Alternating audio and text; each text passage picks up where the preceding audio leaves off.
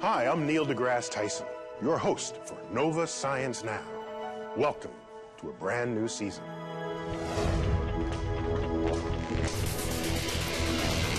On this episode, I'm blindfolded and taken to a secret location. Where am I? Why? Well, because of what they produce here. Diamonds. The diamonds are 100% real diamond. They're chemically, physically, and optically identical to mine diamonds, with one exception. We grow them. Yes, they're growing diamonds. And not just for bling. Diamonds have unique properties. It's cutting into the ice like a knife through butter. And some say that someday they could even replace silicon chips. Silicon is so 20th century. It's time to move on. But can these man-made diamonds fool an expert? If I have to guess, I would guess this one. Also, we'll profile a game-playing, TV-watching computer science professor who could pass for one of his own students, many of whom he calls dude. Just like, dude. And they're like, dude. This dude is so creative. Not only did he invent a key internet program millions of us use every day, but he figured out how to turn this mindless task into valuable work. What can you do when you can get 100 million people working on the same thing? And I think we could do amazing things. And within weeks of the 9/11 terrorist attack, weapons-grade anthrax had been dispersed through the mail. The first thought that most of us had was that this was likely a state-sponsored effort to cause harm in an already chaotic situation. The FBI led one of the most extensive and expensive criminal investigations ever. And it was the new science of microbial forensics that cracked the case. We'll show you how, and more, on this episode of Nova Science Now.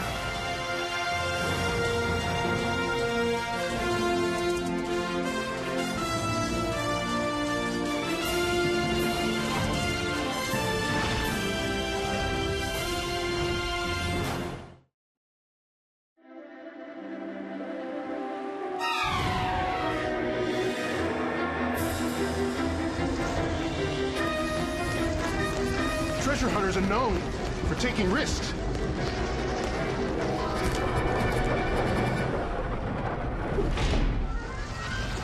Especially if they're after something as valuable as a giant diamond.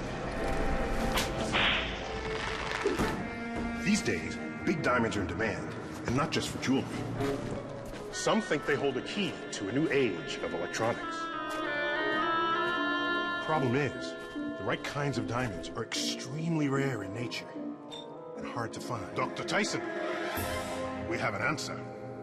Some scientists have a new recipe for diamonds, made not in the earth, but in the lab.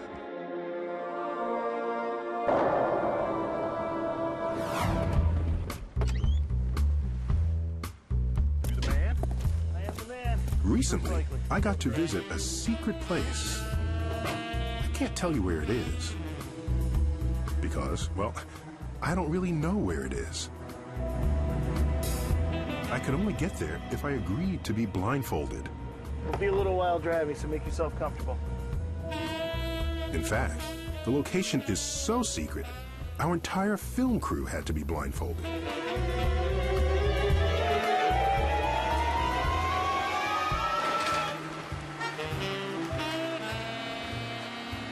When I finally got to peek, Hello. it didn't look all that unusual. Where am I? Oh, sorry. But don't let appearances fool you. We're at the U.S. diamond factory. A diamond factory? Excellent. Or maybe a better term would be a diamond farm. All the excitement's inside anyway. Because, as I discovered, what they're doing in the back rooms of this ordinary office We're building going here first. is actually growing diamonds. The diamonds we grow are 100% real diamond. They are chemically, physically, and optically identical to mine diamonds, with one exception. We grow them. And some of the diamonds they grow here are beautiful. So basically, you're making diamonds in machines like this. But Robert Linares didn't start this company simply to make bling. He wants to make diamonds that will revolutionize technology.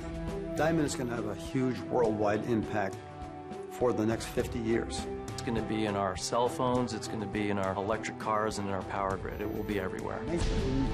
The company hopes to realize the potential that scientists have seen in diamond for years. Because it's not just pretty, it's one of the most impressive materials in the universe. Diamond has an amazing toolkit of properties. You can boil it in any acid or any base, and it doesn't destroy diamond. The highest velocity of sound is in diamond. If you could speak to somebody through diamond, the sound would get there much faster than it would through air. And it's not just sound that travels quickly through a diamond. Heat moves faster through a diamond than any other known substance. Jim Butler at the Naval Research Lab demonstrated this to me with a simple experiment. And do you have a credit card? And a block of ice. I only just met you, so how about my AAA card? That's fine with me. All right. Press against the block and count the number of seconds till your fingers get cold. And this is going to take a while. This is going to take a while, so it's not going to happen. And did it make any dent in the ice? Okay, I don't see any. There's nothing. There's nothing there. So how about a piece of copper? Okay. So hold it by the edge. This would be like a penny, holding a penny. Yeah, holding a penny, but this is just a nice, pure piece of copper. About a ½ inch from the edge, okay. Okay. Now count the number of seconds. Oh, right there.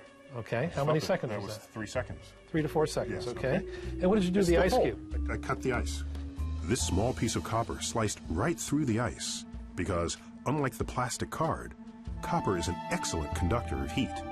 So it drew the heat right out of my fingertips, melting the ice and leaving my fingers cold. Impressive, huh?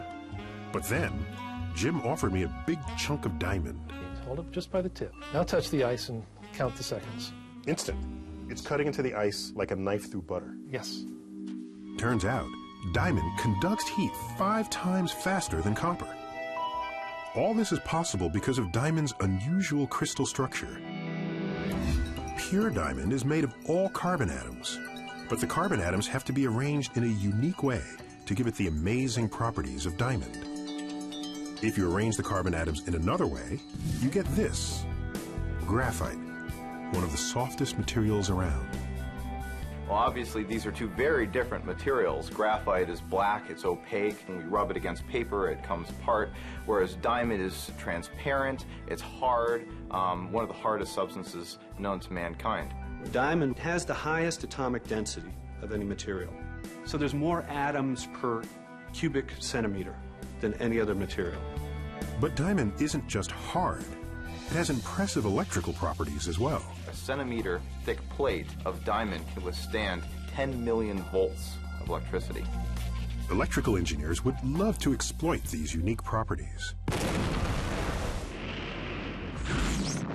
But they've been frustrated by the ones that come out of the ground because they're all slightly different. The reason we cannot use diamonds out of the ground for a lot of technological applications is because no two are alike. They're like snowflakes. Have you ever seen 2 snowflakes that are alike? Well, we've got billions of diamonds that we mine out of the ground, but trying to find 2 that have exactly the same properties is actually very difficult. It all comes down to how natural diamonds form. Most natural diamonds formed billions of years ago, deep beneath Earth's crust, under extreme pressures and temperatures. Volcanic activity transported them to the surface, where we find them today. So the Earth is not a really well-controlled crystal growth furnace. So what happens is you're left with whatever the Earth gives you.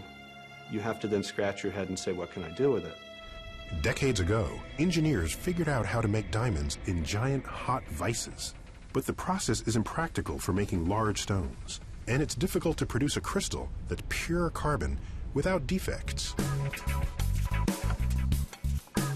But what if you could manufacture diamonds and guarantee purity and consistency?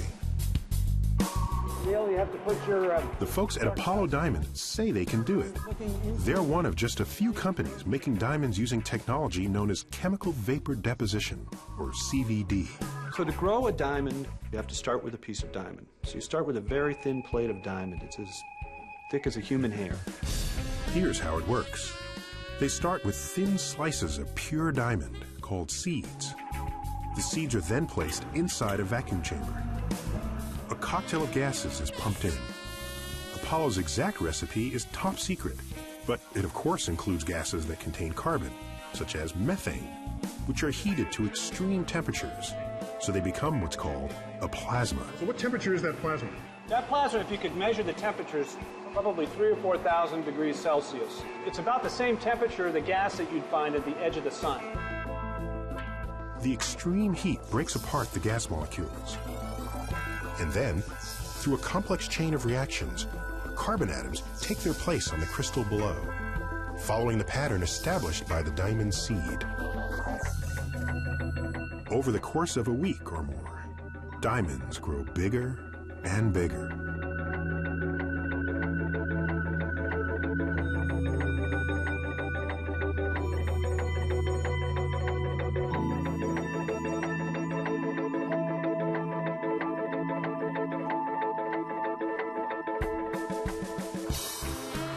When they emerge from the grower, they don't look much like diamonds.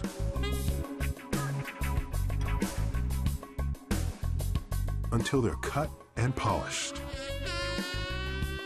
And then, the diamonds baked up here look great to me, but what would an expert think? To find out, I took a sample to the famous Diamond District in New York City, where I met Ara Arasalanian, who buys and cuts some of the most impressive stones in the world. Sitting in a beautiful piece of 50 jewelry. carat, they would charge you 4 million. Not 10,000, not 100,000. No. This is real, the real McCoy. This is the real thing. This is the real thing. So, you know why I'm here. Yeah. More or So less. even though small stones aren't usually his thing, Ara agreed to participate in our little experiment. 0.29 and 0.3 carats. I showed Ara 3 small cut gemstones. One was grown in Apollo's lab. The 2 others came from diamond mines. So tiny. I'm not used to those. Here. So as I told you, at least one of these is man-made. Let me put this thing on my telescope. Here we go. I see them sparkle from here. Yeah. Guess as all good diamonds should do. They pretty much look the same. Normally I'm a rough guy. I mean, I do the rough diamonds. If I have to guess, well, it's a wild guess. I would guess this one. That's the one I have carat. in my hand. That's the 0.3 This one, carat. yeah. Yes. The one that is man-made is this one.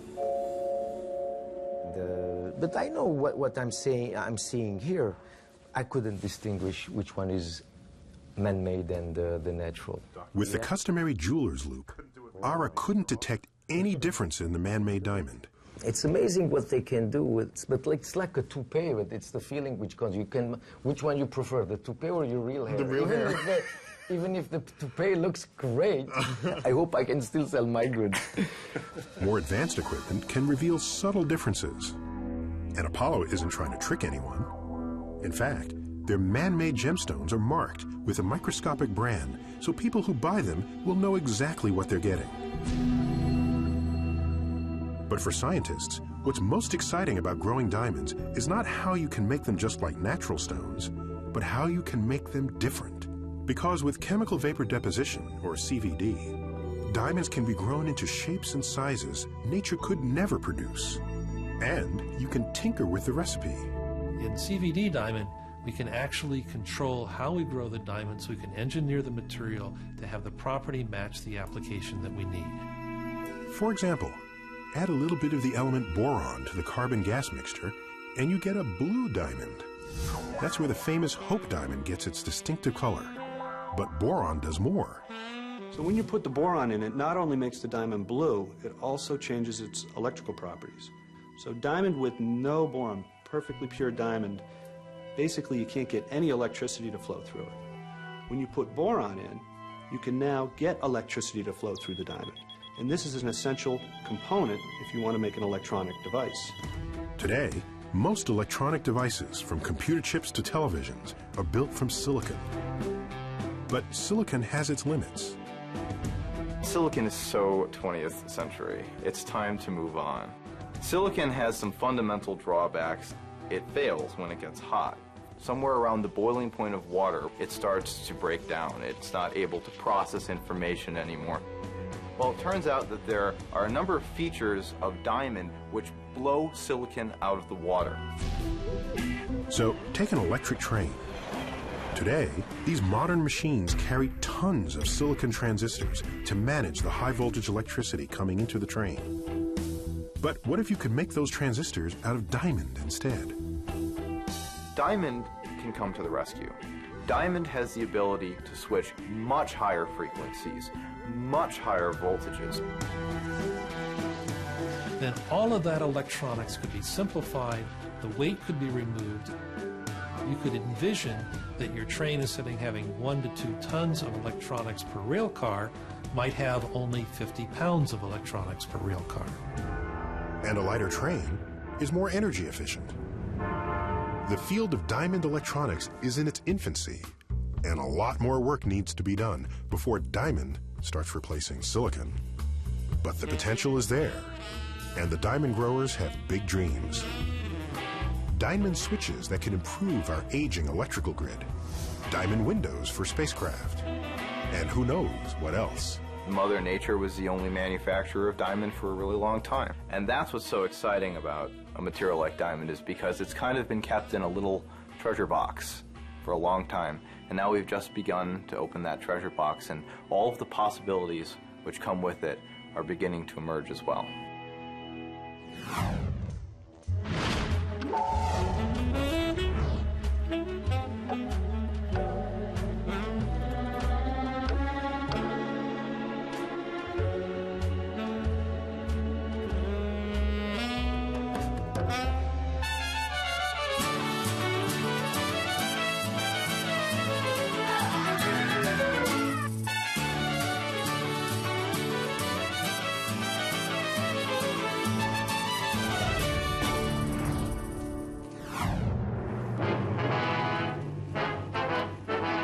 When a murder is committed, one of the key ways to link the culprit with the crime by tracing the murder weapon. For instance, every gun leaves a unique signature on the bullets it fires. Match the lethal bullet to the gun, you might find your murderer. But what if the murder weapon isn't a bullet, but a tiny microbe, invisible to the naked eye? A bacterium. How would you trace it to its source? That was the challenge facing the FBI in 2001, when they saw their first real case of bioterrorism. And as correspondent Peter Standring reports, even microbes can leave telltale signs of their origins. But you've got to look awfully closely to see them, all the way down to the single letters of their DNA.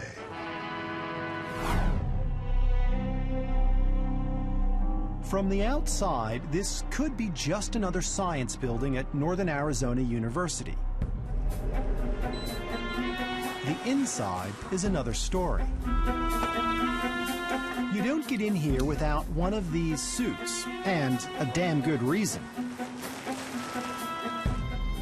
You might be studying, for instance, how plague spreads through colonies of prairie dogs, or how one of the most infectious bacterium in the world, Coxiella burnetii, gives rise to debilitating Q fever. As for our excuse for being here, it's to tell the story of how scientists in this lab and across the country participated in one of the most extensive criminal investigations ever, and in the process not only solved a mystery, but helped launch a new kind of science: microbial forensics.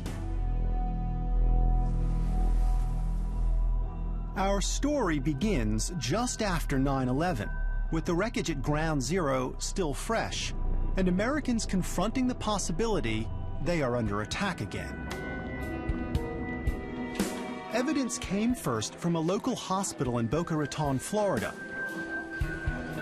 A photo editor of a tabloid newspaper, Robert Stevens, was dying from inhalation anthrax. He might have contracted it naturally. Found in soil, anthrax, a spore-forming bacterium, will, on occasion, infect a human. But it has also been turned into a deadly biological weapon, and Stevens had received a letter with a strange powder. Facts which brought in the FBI. When Mr. Stevens turned up sick in late September, early October, there was concern, certainly that he had anthrax, but on the tails of the 9/11 attacks. The radar antennas were up, and investigators were monitoring that situation. The FBI rushed anthrax from Stevenson's body to biologist Paul Keim at Northern Arizona University. All right, let's go ahead and open it up. 2 years earlier, Keim had invented a test to distinguish one strain of anthrax from another.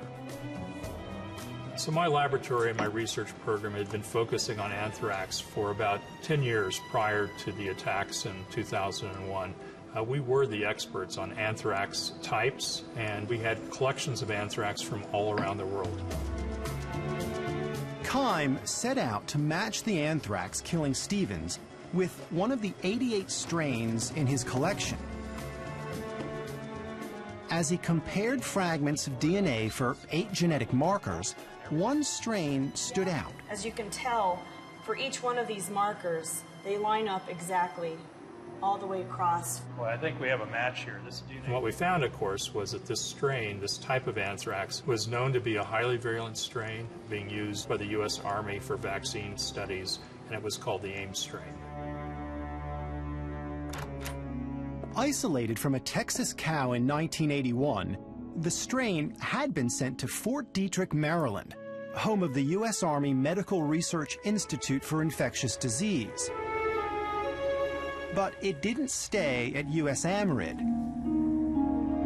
Researchers, intrigued by its virulence, passed it from lab to lab, which made a lab the most likely source of Stevens's infection.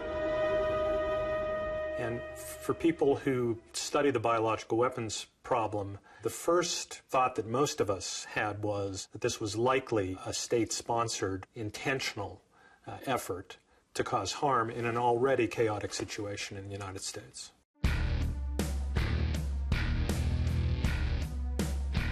That suspicion grew as 4 more letters laced with anthrax turned up at the New York Post, NBC's New York headquarters, and the U.S. Senate. The enclosed notes seemed to leave no question about their origins. By late November, 22 people had been infected. 5 were dead. It seemed certain terrorists had acquired anthrax, weaponized to disperse easily. But from where? We might never have known, except for one crucial development. Now, if you think back to those dark days in 2001, you may recall that the anthrax attacks and 9/11 weren't the only events making headlines. In fact, a huge scientific achievement, only recently considered impossible, was shining just over the horizon.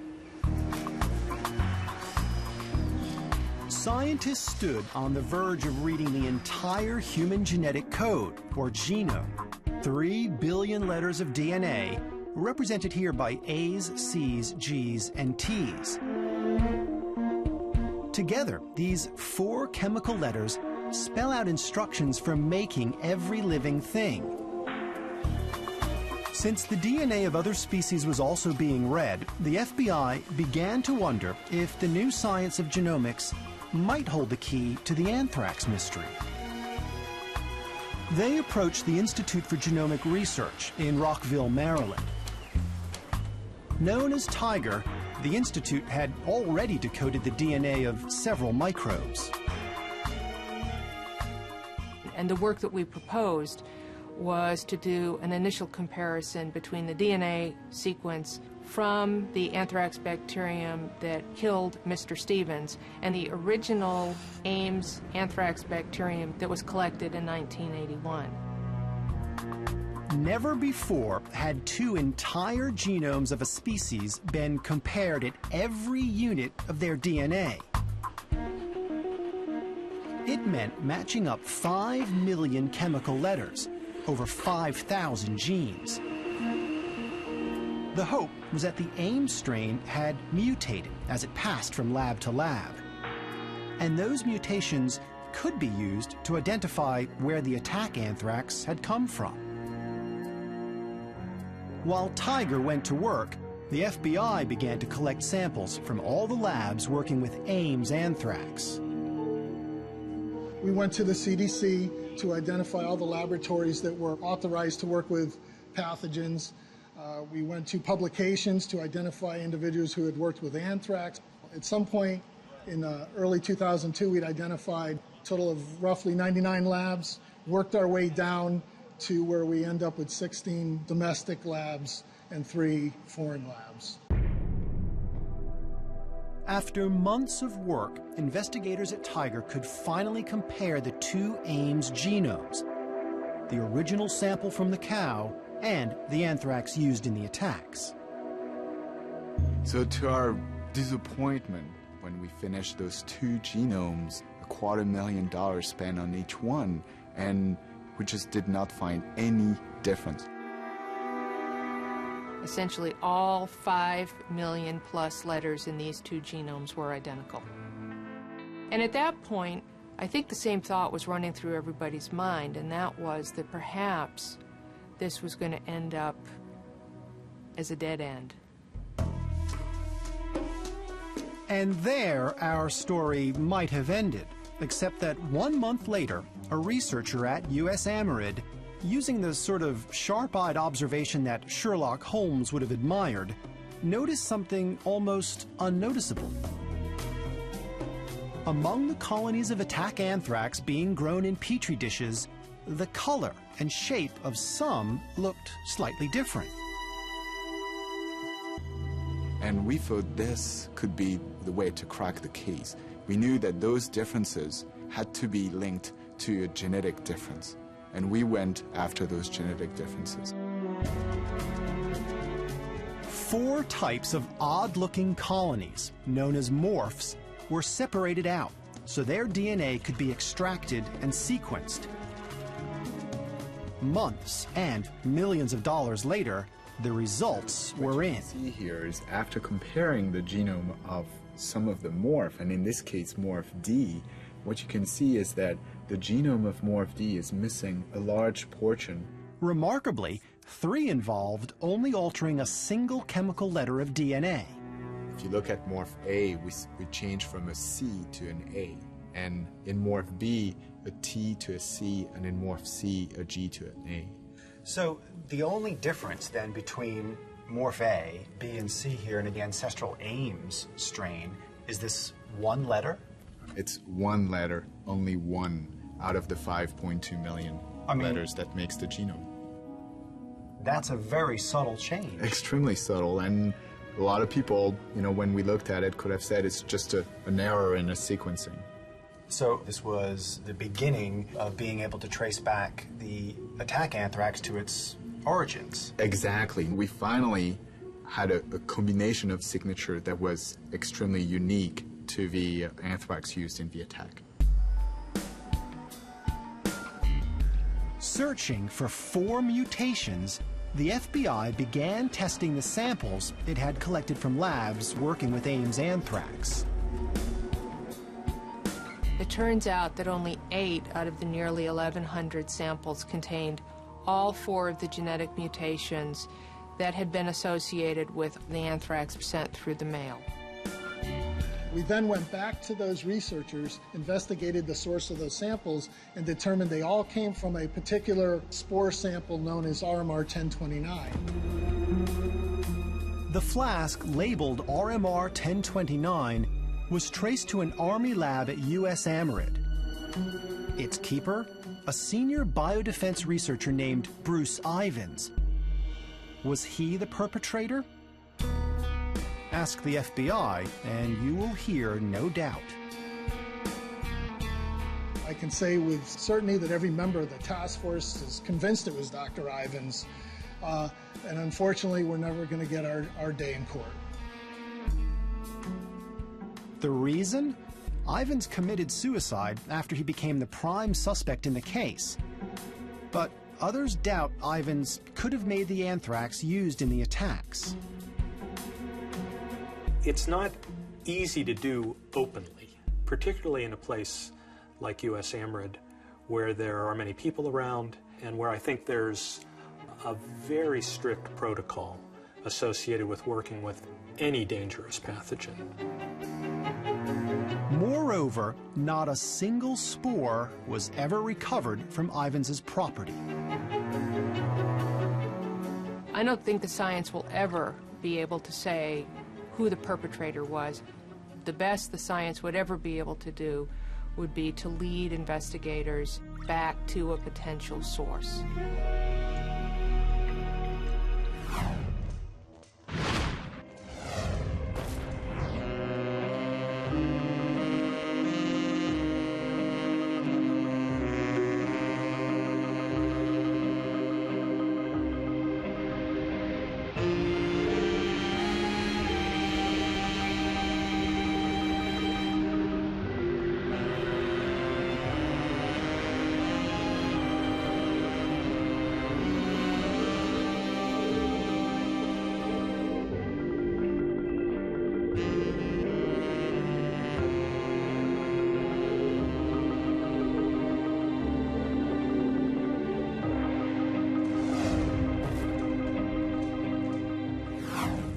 Our love was like a supernova.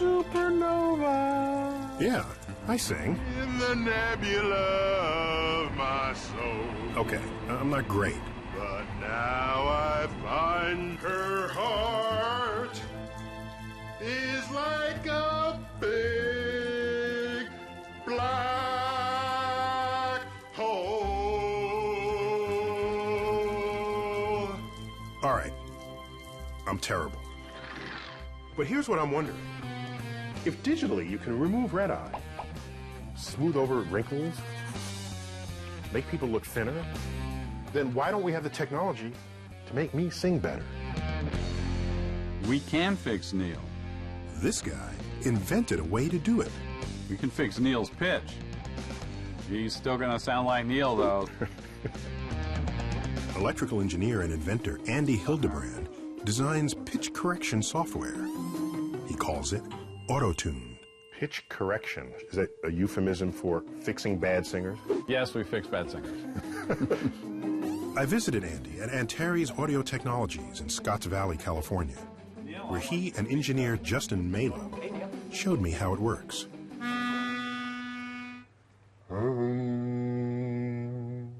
Great. There you go. You did that. That wavy line represents the exact frequency of my voice. This line shows where perfect A should be. So, not too bad. He's right dead nuts on in tune. Look at that. So how does a computer know that? When you hear A, you're hearing 440 vibrations per second. So somebody at the beginning of time said 440 vibrations per second is an A. A. Okay. A. So if you sing or play a pitch at 440 cycles per second, the computer calls it an A, and it rests on this line. B flat would go on the line above it. G sharp below, and so on. But now I find her heart. When you're out of tune, the notes don't fall so neatly on the lines of the grid. That's awful. Well, it's creative. It's creative, okay? Supernova. Those lines are me singing the word super. Supernova. My pitch is all over the place. If anything, it's closest to this note here. Neil, you sang an F, which normally is okay if you're in the key of F, and we're not. So we moved your F to an E. Supernova. So Justin gently nudges it down to where an E would be. Supernova. You're changing the frequency of the sound that came out of my vocal cords. Actually, yes. Christmas, Christmas. Changing pitch isn't new. You can change someone's voice by fast-forwarding on a tape recorder. But you'd sound like, well, a chipmunk. Pitch correction software lets you change the pitch while keeping the essential tone of a voice the same.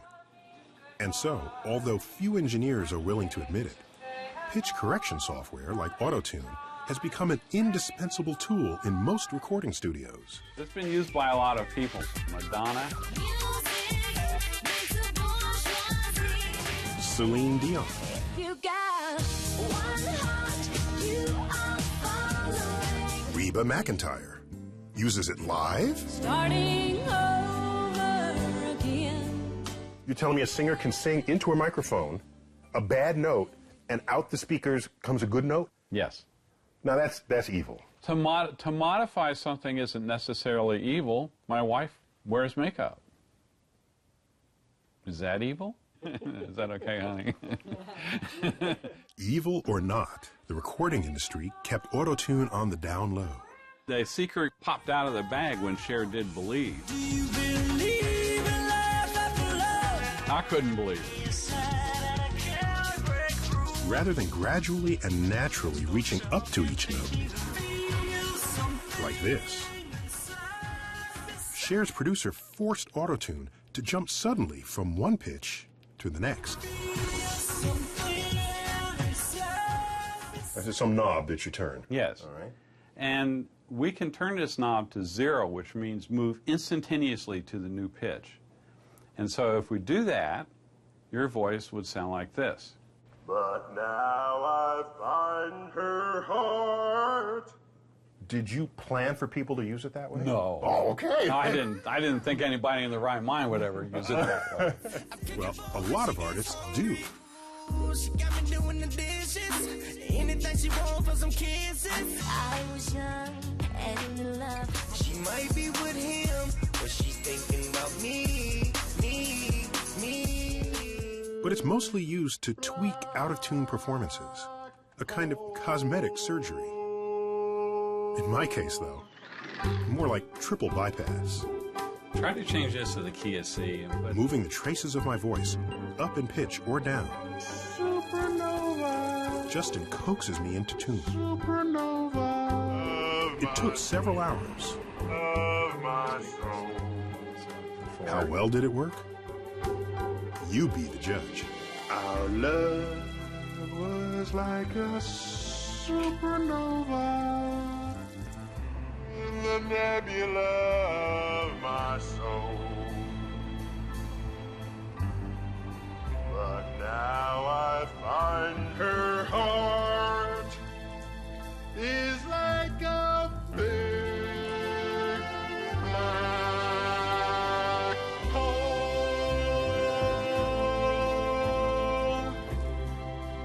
It's a lot more pleasing. I thought the first one sounded pretty good myself. I don't know. Kidding aside, there's no substitute for training or talent. if the singer doesn't have a good tonality to their voice, we're not going to make that better. Do us a favor, don't go on American Idol.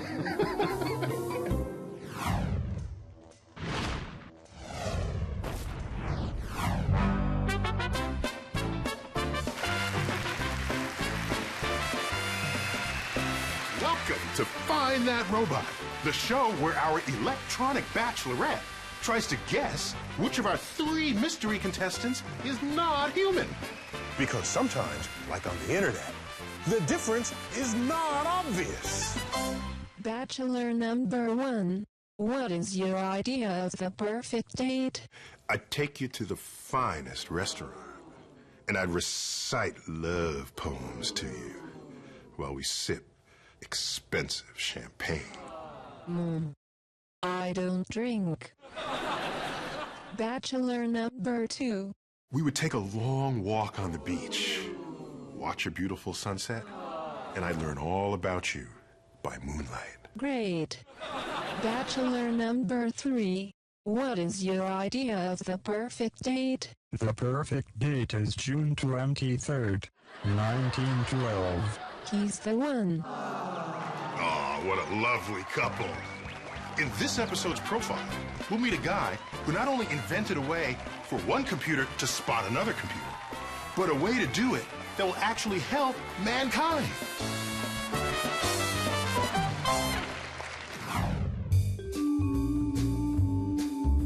Luis Van Ahn may seem like a slacker. He loves watching television. I watch a lot of TV. That's how I spend most of my time outside of work. If I had more time, I would fill it 100% with watching TV. Right now, I'm watching Heroes, Dexter, Fringe, Weeds. I've been watching Weeds as well. When he's not watching TV, Luis is playing games. I definitely play some games like Nintendo DS or the Wii, and some computer games. Luis is the kind of person who gets a game and he wants to beat the game. You know, play it non-stop until he beats it. Luis even calls everybody dude. That's a really good trick if you don't know their name. Just like, dude. And they're like, dude. But Luis is no slacker.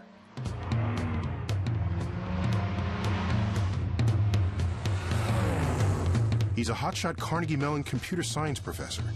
He drives a Porsche, and at age 30, he's quickly raced to the top of his field. You may have read about him, and you've almost certainly used his cutting-edge computer programs. So when Luis watches TV and plays games, he's actually doing serious research. I don't think it's relaxation for him. In fact, I've never known him to relax. He is a sponge just trying to understand what motivates this social animal, which is the masses. And unbeknownst to you, you're probably already working for Luis, fighting spam, digitizing books, and labeling images on the web. You're part of Luis's master plan to mobilize the largest workforce in the history of mankind, the hundreds of millions of people who use the internet. One of the things that I'm trying to figure out is what can we do with this many people? What can you do when you can get 100 million people working on the same thing? And I think we could do amazing things. As for the source of his ideas, Luis is a human think tank. I guess I'm a big pacer. I pace when I do most things. So yeah, when I'm trying to think or solve a problem, I pace around. Anytime he has a problem and he's sort of ruminating over the problem, that's what he does. You would see him walk up and down that hallway 20 times a day. He can take a problem that seems impossible and just sort of see the solution, see through it. I have multiple ideas per day, all the time. The vast majority of these are completely idiotic. Usually I just sit on the idea for several months, and if I have not decided that it's idiotic, then it's might be a good idea. Luis's first big idea came when he and his advisor, Manuel Bloom, were approached by Yahoo. The chief scientist at Yahoo told us he had a problem. The problem was spam. And it was clogging up Yahoo. Spammers needed a vast number of email accounts to send their spam, and they were using automated computer programs to sign up for them. Spammers were writing programs to obtain millions of Yahoo email accounts every day because they wanted to send spam. Luis and Manuel needed a way to tell the difference between a well-meaning Yahoo subscriber and a malicious spam computer program. We came up with this idea of trying to give a test to figure out whether it's a human or not. It's got to be a computerized test given to humans and computers. So the computer must be able to grade a test that it cannot pass. You know, it looks paradoxical. What Luis and Manuel developed was CAPTCHA, a secret password that people can read, but computers can't. The computer can take some characters, and it can put them on a rubber sheet, and it can then stretch this sheet and pour paint on it and change the looks of these characters to the point where it can no longer see the original characters, and then can put it out there knowing that humans are still very good at being able to recognize this. So using CAPTCHA, people could sign up for Yahoo accounts, but automated spam programs could not. CAPTCHA has spread across the web and is now used by most major websites. CAPTCHA's had this amazing impact. There are fairly good estimates that more than 750 million different people in the world have solved at least one CAPTCHA. Luis's resourcefulness and his quest for efficiency go back as far as he can remember, as a boy growing up in Guatemala, where his family owned a candy factory. I think growing up in a candy factory has influenced me. It's quite a complex process, the machines of making the candy and wrapping it and everything. I always wondered how all those machines worked. At the age of 7, Luis even built his own machine to do his homework faster. I was taking a penmanship class. The assignments were to draw a lot of ovals, like a gazillion ovals, and that was really boring. So what I did is I put like 5 pens together. I was just using that one thing with the 5 pens, and it was going 5 times faster. Of course, I got caught, but it was great while it lasted. I was doing my homework in 20 minutes as opposed to an hour and a half. 20 years later, Luis applied the same kind of efficiency to the time wasted typing in CAPTCHAs. I started feeling bad because each time you type a CAPTCHA, you know, those squiggly characters, essentially you waste 10 seconds of your time. And if you multiply that by 200 million, you get that humanity as a whole is wasting like 500,000 hours every day typing these annoying CAPTCHAs. I started thinking, is there a way in which we can use this human effort for something that's good for humanity? Can we make good use of those 10 seconds of your time? Luis struggled with this question. And then he got involved with an even bigger project, putting all the old books in the world onto the internet.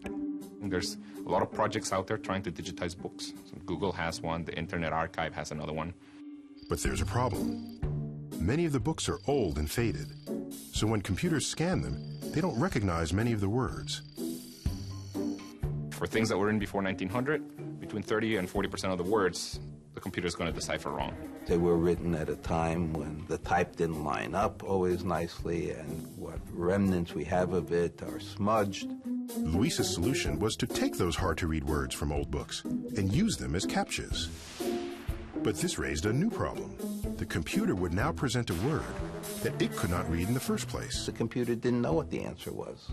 How is it to be able to tell what the right answer is? Luis found a solution: to combine the word from an old book with a traditional CAPTCHA generated by the computer. We'll give two tests, one that we know the answer to, one that we don't. And if the person can solve the one that we know the answer to, then we'll assume they can solve the one that we don't. They called it reCAPTCHA. Now, every time you type a CAPTCHA, you may very well be working for Luis, transcribing an old book. Today, on the order of 125 to 150 books per day are being digitized because of reCAPTCHA. It's an amazing thing. And it's not just books. reCAPTCHA is also transcribing the entire back archive of the New York Times.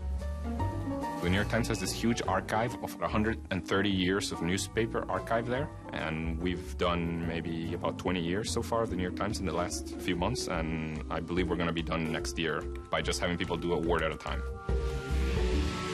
With CAPTCHA and reCAPTCHA under his belt, Luis was a hot commodity when he graduated with his PhD from Carnegie Mellon. He became this kind of sensation. People immediately understood that there was something very new here. I had offers from Microsoft and Yahoo and all kinds of companies. For the Microsoft offer, they even had Bill Gates call me. But Luis wanted to become a professor. I did turn my back on a lot of money, but in the end I decided that I liked the academic job better. Just days after taking a teaching job at Carnegie Mellon, Luis won the $500,000 MacArthur Fellowship. When I found out that I had won the MacArthur Fellowship, I had been a professor at Carnegie Mellon for a week. I probably shouldn't be saying this on TV, but I stopped worrying about tenure. Please give me tenure. And it's not just the Genius Grant that may help Luis get tenure. Luis Van Aan is one of our very best teachers. In fact, last year, he won one of the top awards for teaching here at Carnegie Mellon. So my philosophy for teaching is make it interesting or fun or just keep them engaged.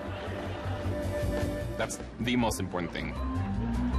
Secondary to that is teaching them something.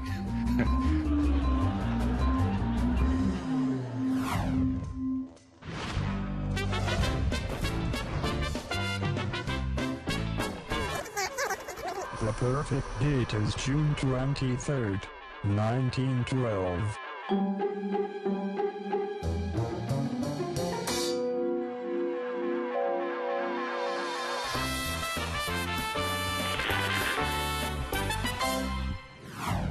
And now for some final thoughts on carbon. You might think of carbon as a kind of unpleasant little element. After all, it's the active ingredient in soot. It's also the stuff left over after you burn your toast. But it's actually quite distinguished among elements. Carbon has the highest melting point. Pure carbon can become graphite, one of the softest materials around, used every time you write with a pencil. Meanwhile, pure carbon, when exposed to heat, pressure, and a little bit of time, also makes diamond, one of the hardest materials around, used for the cutting tips of masonry saws and jackhammers. Perhaps you didn't know, but when light passes into a diamond, it slows down to only 40% of its speed in a vacuum. Oh, did I mention you can use diamonds to make jewelry? But carbon's greatest distinction of all is that it's the building block for the molecules of life. Carbon is remarkably fertile. You can make more molecules with carbon in them than you can with all other kinds of molecules combined. So we shouldn't be surprised that life, the most complex expression of chemistry we know, is based on carbon. And because carbon is the third most abundant chemically active ingredient in the universe, right after hydrogen and oxygen, we're given every reason to presume that yet to be discovered life elsewhere in the cosmos would be based on carbon as well. So what would we do? Where would we be without carbon? Jewelry would be a lot less interesting, but that would be the least of our concerns, since life itself probably would not exist at all. And that is the cosmic perspective. And now we'd like to hear your perspective on this episode of Nova Science Now. Log on to our website and tell us what you think. You can watch any of these stories again, download additional audio and video, explore interactives, hear from experts, and much more. Find us at pbs.org. That's our show. We'll see you next time.